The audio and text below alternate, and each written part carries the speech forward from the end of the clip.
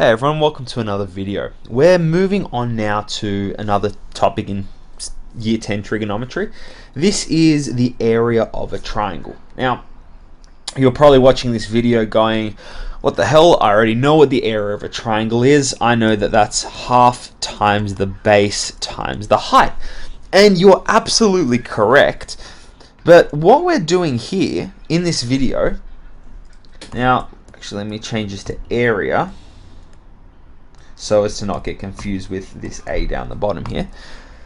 So we're looking at this exact idea, half times the base times the height. But what senior trig allows us to do is we can do this without actually knowing what my perpendicular height is. Or in other words, we can find what my perpendicular height is. So when we're given less information, so something like this triangle here, it's got three angles labeled, angle A, B, and C, and it has three sides labeled, side A, B, and C. We want to find a way to come up with the area of this triangle. Now, let's just stick to what we know.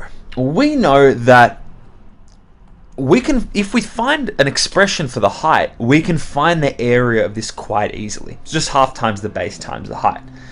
Now, we're not given a height here, but let's just hypothetically, let's just draw a hypothetical height.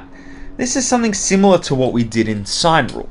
We're going to draw a little imaginary line from the top of B down to the base of my triangle, and this is going to be a perpendicular line, so I make an angle of 90 degrees here. So now I just kind of want to find what my height is. So I'm going to keep this idea in mind. My area equals half times the base times the height. So let's actually write that here. My area, half of the, I've got part of the story here, that my area is equal to half times the base, or we can call this side B, half times the base B, and we want to find h. Now we learnt that from the sine rule video, the derivation, that I can express h in terms of my angle here, as well as another side I've been given. So if we set up our, since we've made a right angle triangle here, we can set up a trig ratio. Now I'm given a height here, I'm given an angle, and I'm given a side A. Now A is the hypotenuse, that's the side opposite my right angle. And if we take this angle C to be theta, then my h is going to be the opposite to that. So I have that the sine of angle C is equal to h over A. This is something I have defined here using my trig ratios. And now I just want to get h on its own, because if I get h on its own, that's the same as this guy. I can just substitute it straight into the formula we learnt way back in year 7 measurement. Okay, so to get to h, I want to get it on its own. So it's dividing by a here, so I can multiply both sides by a. That's going to get me h on its own, equaling to, on the other side, a times sine C. And let's move this over a little bit. Now I can substitute this h straight in, or the value of it, using other bits of information from the question. I can just put this into here. So I have a equals to half times b times my hypotenuse here of a times sine C. And this is the formula that you're given in your textbooks, which I'm personally not the biggest fan of. I like to think of this as, because there's a lot of pronumerals and it becomes a little bit confusing to work with. You're thinking what's A, what's B, what's C. I want to get us thinking about this in terms of something we already know. We'll make our lives easier. We already know the area to be half times the base times the height. So let's just, when we do this, identify what our base is and draw up a hypothetical height and represent that in terms of the other pieces of information we're given, like a hypotenuse and an angle too. So let's jump straight into some example questions. Now that we've derived the formula, we're going to be using this guy to solve the problems that we're going to be working through in this video. So we have example 1. I have a non-right angled triangle. Now remember, once again, we're working with non-right angle triangles. When we had the luxury of being given a perpendicular height in year 7 questions, we could use our formula really easily. Now there's going to be a couple more steps. So we have this here, and we have 10. These are both in centimeters. Okay, so I want to find what the area is. So looking here, I've got an angle and I've got another side, and I also have my base down the bottom here. So if I write down the area of my of a triangle, it's going to be half times the base times the height. So instead of the base number here, I can just substitute 9 into there. So my area is going to equal to half times 9 times some perpendicular height.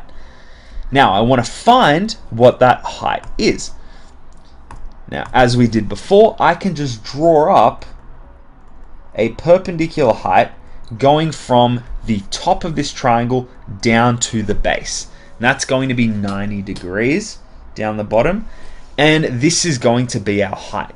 So now I just want to find a way to represent my height using the other bits of information, these two things highlighted in green, and that's going to give me my height on the right hand side here. So once again, I can see that, okay, I've got a right angle triangle. So because we have a right angle triangle, we can use trig. So the sine of 29 degrees, that's an angle we've been given, is equal to my opposite, which is my h. That's the side opposite to my angle, over the hypotenuse, which is 10. 10 is the hypotenuse. It is opposite to the right angle, and it is the biggest side. Now I can find what h is by multiplying both sides by 10, clearing the denominator on the right hand side, and this is going to give me 10 sine 29 degrees equals to h. So the h, I'm going to put my 10 sine 29 in place of the h. So I've color coded these both in pink, so I can just copy that straight in. So my area is going to be half times 9 times, instead of h, I'm going to write 10 sine 29. So I've got that in there, and once I put it into my calculator, that's going to give me roughly 21.8 centimeters. And because we're looking at area, the units are going to be centimeters squared. So this is how we can approach a question like this. Okay, so now that we have this in mind, obviously we've done this in a slightly longer way, just doing this all the way through, but now we can just go straight into using our formula of half times AB sine C. Now, if we were given a different question, this one here, I have an angle size of 119, and I'm given two other lengths.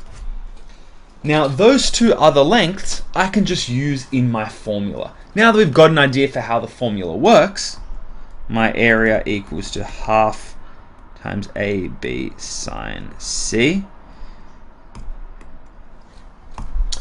Now we can set up our equation and just substitute these things in. Now we can do this the long way and just set up the height here and solve this thing, but now that we have a really quick way of doing this, I can just substitute my values straight into the formula. I've color coded these to show how we can do that, and I have an angle 119 that can get put in here. So now, doing this question, I can do a half times, instead of my A, I'm going to write 3.4.